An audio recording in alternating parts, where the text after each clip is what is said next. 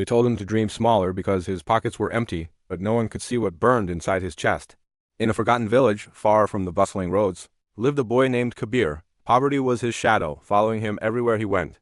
His shoes were worn so thin you could feel the ground, his school bag was torn, and on some nights, hunger was his only companion. Yet, inside him lived something far stronger than hunger, a vision for a different life. Kabir didn't just want to survive. He wanted to rise. But whenever he spoke about his dreams, people laughed. Their laughter hurt more than any anger ever could. They told him a boy with nothing should only worry about his next meal, not his future. Their words bruised him, but they couldn't extinguish the quiet certainty growing within him. Kabir knew his circumstances were temporary, not permanent.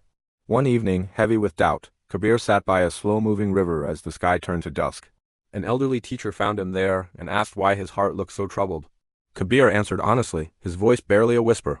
He said everyone told him he could never become anything great because he was poor, that his dreams were too big for someone with nothing in his hands.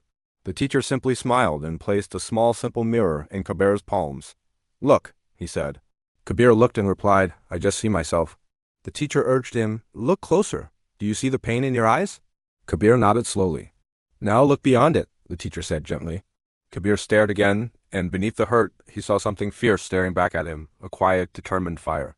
The teacher told him that fire was belief, the very thing most people let die out. He said that if Kabir protected it, if he fed it with courage and discipline, it could light his path through the darkest nights. He warned him, "The world will try to cloud your mirror, to make you believe you are not enough. Your duty is to clean it every day with your actions and never forget who you have the power to become." Kabir carried those words like a sacred promise. From that moment, his life began to change, not suddenly, but steadily, like a rising tide. He read every book he could borrow. He practiced his writing until his fingers ached. He learned from every single failure and dreamed not just of passing exams, but of rewriting his family's future. The journey was unforgiving. His mother's health worsened, and medicine was a luxury they couldn't afford. His father returned from the fields each day, exhausted and empty-handed. Kabir understood then that wishing wasn't enough. So he worked. Mornings were for school. Evenings, he washed cups at a small tea stall. Weekends, he helped a mechanic, learning practical skills few others bothered with.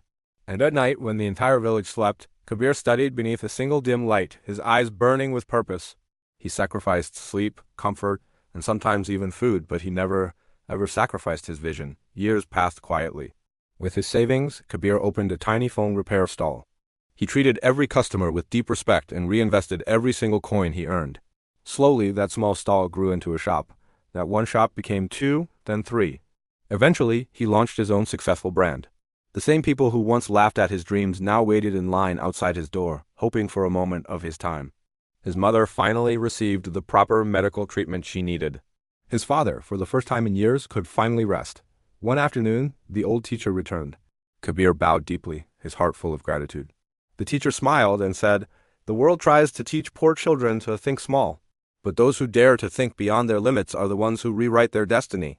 He reminded Kabir that dreams are not measured by what's in your pocket, but by what burns in your heart.